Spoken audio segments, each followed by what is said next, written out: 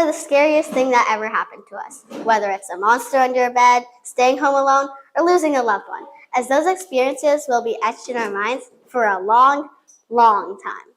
Good afternoon, everybody. My name is Tiffany, and today I will tell you about one of my scary stories that occurred in the dead of the night. It all started when I went on an overnight field trip with my friends to a place called Albion Hills. We were having lots of fun roasting marshmallows and doing scavenger hunts. After all the fun activities, we prepared for bed. We got ready and climbed into our beds, each one of us bringing a book. My friend Avery and I were sleeping on the top bunk, while my other friends, Elaine and Eva, were sleeping on the bottom bunks.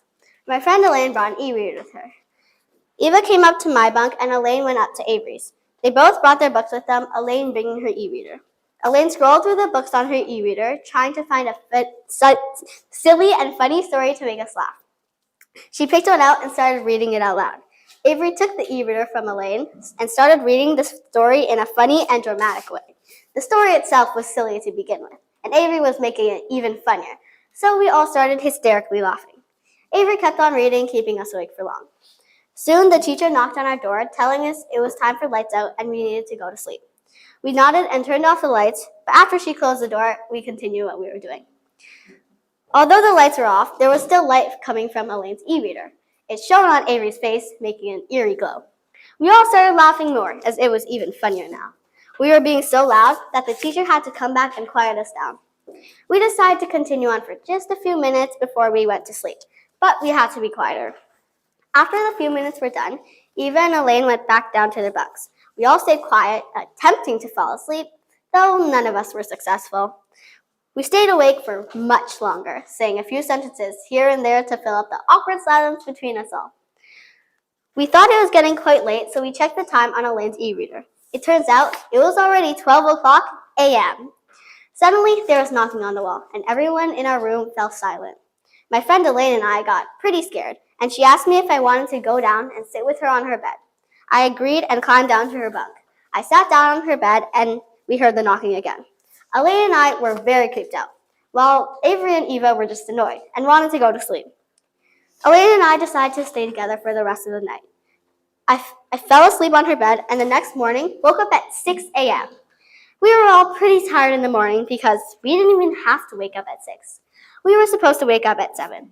We were all annoyed for losing so much sleep, but we knew there was nothing we could do about it, so we started getting ready for the day. Brushing our teeth, changing our clothes, doing our hair. While we were all getting ready, we asked the other rooms if they were knocking, but they said they weren't. This made Elaine and I even more creeped out. All of us, including some other rooms, decided to complain to the teacher. We thought that maybe she would know what it was. When we all got downstairs, the teacher made an announcement about the knocking. She said that whoever it was would be in serious trouble when she found out. Everyone was either confused, scared, or annoyed. Some people just wanted to sleep peacefully. Others really wanted to know who was behind this, and other people were just plain scared. Our teacher also brought up this issue to the staff at Albion Hills, and they said they would do their best to find out what was making the noise. The day went on, most of us forgetting what really happened, as the day was filled with a great deal of fun. We all only remembered it when we were talking during dinner. Someone at our table brought up the topic of the knocking, and this time we all just wanted to find out who it was. After dinner, we went out for a night hike, and they told us someone was staying behind to find out what had caused the knocking noise. When we came back, the staff that stayed behind made us all sit down in the common room. It turns out the noise was coming from a machine in the basement, and the sound had traveled through the vents. Everything finally made sense, and everyone went, "Oh," in realization. The next night, no one was worried at all about the knocking they were hearing. The case of mysterious knocking was finally solved.